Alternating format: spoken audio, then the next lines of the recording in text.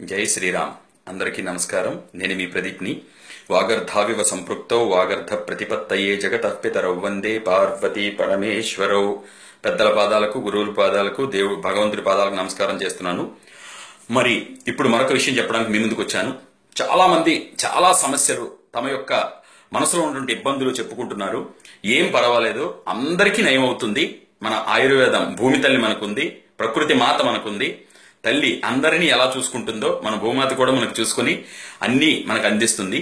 మరి ఇంతకీ నేను ఏం చెప్పడానికి ఈరోజు ఈ వీడియో చేస్తున్నాను అంటే, ఆస్తమా ఇది చాలా పెద్ద సమస్యగా తయారైంది. పాపం ఎక్కడెక్కడికో వెళ్తారు, ఎన్నో మందులు తింటారు, ఏమీ అక్కర్లేదండి. శాశ్వత పరిష్కారం ఏముంది చెప్పండి? శాశ్వత పరిష్కారం కోసం వెతుకుతూ ఉన్న పరిష్కారం వదులుకుంటూ అనారోగ్యంతో బాధపడుతూ ఎంతో ఇబ్బంది పడుతున్న తల్లులకి, చెల్లెలకి, అన్నదమ్ములకి అందరికీ చెప్తున్నాను.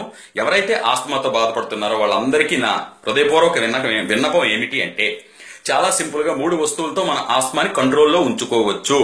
హాయిగా అందరిలాగే మనం ఊపిరి పీల్చుకుందాం.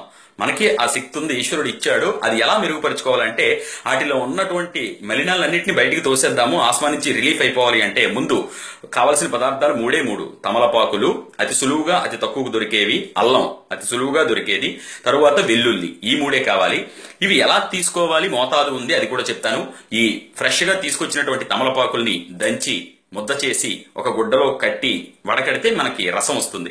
ఈ రసం టీ స్పూన్ తీసుకోండి. అలాగే అల్లాన్ని కూడా చేయండి. దంచి ఫ్రెష్ గా ఉన్న అల్లాన్ని తీసి దంచి తర్వాత పిండండి. ఆ రసాన్ని కూడా 1 టీ స్పూన్ తీసుకోండి. ఇందులో వెల్లుల్లి మొత్తం ఉంటుంది కదా, అంతా కాదు, ఒకే ఒక్క పీస్ అంటే రెబ్బ అంటాం అనమాట. ఈ వెల్లుల్లి రెబ్బని బాగా ముద్ద చేసి ఇందులో కలపండి. ఈ 3 మిశ్రమాన్ని కలిపితే ఒక టేస్టీ, అత్యంత రుచికరమైన, అద్భుతమైనటువంటి మెడిసిన్ మనకు రెడీ అయింది. దీన్ని 3 పూటలా సేవించండి, అంతే. ఈ 3 పూటలా సేవించిన తర్వాత వస్తున్న రిజల్ట్ వల్ల మీరు ఇంకా దీన్ని వాడతారు. ఇది కేవలం ఆస్మాకే కాకుండా ఆరోగ్యం పనికి రావడానికి, హైపర్ టెన్షన్ తగ్గించడానికి బాగా ఉపయోగపడుతుంది అనమాట. మరి కాబట్టి ఈ అద్భుతమైన విషయాన్ని పాటించండి. ఇంకా నేను చెప్పవలసింది అయితే చాలా ఉంది, తెలుసుకోవాల్సింది చాలా ఉంది. అంతా మీకు చెప్పడానికి ప్రయత్నిస్తూనే ఉన్నాను. మెసేజ్లకి రిప్లై ఇవ్వలేనందుకు మీరు ఏమి అనుకోకండి. ఎందుకంటే అందరూ కావాలి నాకు, అందరూ మన వాళ్లే. దయచేసి నా విన్నపం వినండి. స్వదేశీ వస్తువులు మాత్రమే వాడుదాము. ఎందుకంటే మనం అందరం ఇండియన్స్ కాబట్టి అవి వాడుదాము. ఇంకొక విషయం, థైరాయిడ్కి నేను ఒక సమస్య చెప్తున్నప్పుడు ఇంకొక విషయం చెప్పాలనుకుంటున్నది ఏంటంటే, ఈ ఆస్మాకి వాడండి, మంచి రిజల్ట్ వస్తుంది. రోజు వేప పూలతో గనక మీరు పళ్ళు తోముకుంటూ ఉంటే ఆ చేదు ఇక్కడికి దిగి గొంతు సమస్యలు నయమవుతాయి.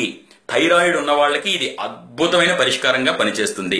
వీలున్న వాళ్ళందరూ కూడా, అవకాశం ఉన్నవాళ్ళు, లేకపోతే ఎలాగో లేదు.